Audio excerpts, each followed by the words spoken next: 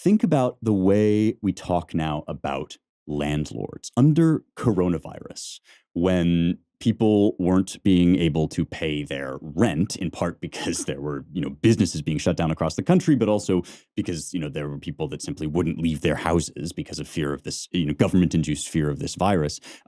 There was an eviction moratorium, meaning that you couldn't kick people out of your property if they weren't paying rent. It was only recently under Biden who tried to extend this, that the eviction moratorium was struck down by the courts because it's thoroughly unconstitutional. You cannot tell people how to manage property that they own under the Constitution. And under the guise of an emergency, the state essentially told people, requisitioned people's apartments that they were renting out and said, you have to let people stay here. This was all presented in terms of compassion and sympathy, right? Empathy. And it was as if, right, these evil landlords were these money-grubbing fat cats rubbing their hands. I mean, hear the way Lenin talks about them, right? Fat cats, all kulaks and fat cats. But of course, people that rent apartments are just people in the lower class who have worked their way up into the middle class. That's all kulakism under Lenin is, right? It's just middle class striving, which is natural to people because people have a personal human investment in the labor of their hands. This is human nature. And that's what I'm talking about when I say that if you have a theory that works perfectly, except for human nature, you are going to end up turning into a monster, no matter how beautiful your theory may be. Let me read to you a headline now from the New York Times. Actually, this was a tweet that they tweeted out to describe one of their stories. Reforming the suburban American housing system is key to solving problems like segregation and climate change, but the process will be difficult as single-family neighborhoods are America's predominant form of living and homeowners broadly enjoy them. Let me break that tweet down for you, and then I will return to the liquidation of the kulaks, right?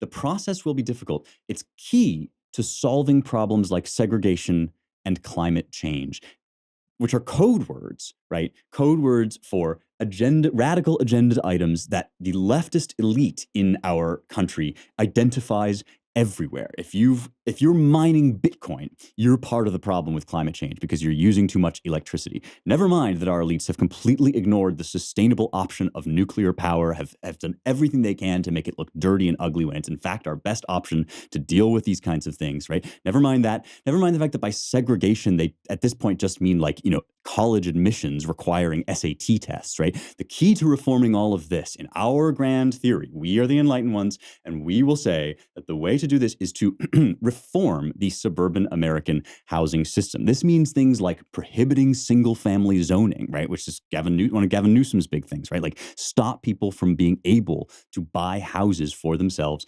and enter the middle class. The problem is that homeowners tend to enjoy the suburbs, tend to like living in houses where you don't have to pay a gajillion dollars a month for rent. The problem is those pesky human beings and their desire to live dignified individual lives over which they have control.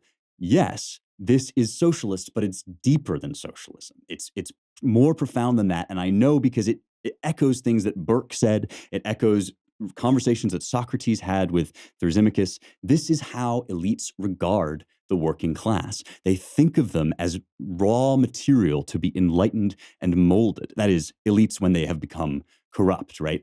Now, again, we would be doing a disservice. We would be giving an insult to the people who suffered under Lenin and Stalin to say that we in America are suffering the same problem. So in that respect, we can be unserious sometimes. We say, oh, socialism has come to America. No, what socialism looks like is 5 million dead of famine in 1 year and 100,000 executed by a paranoid ruler who thinks that everybody's trying to kill him because he is trying to kill his people, right? That's what socialism looks like.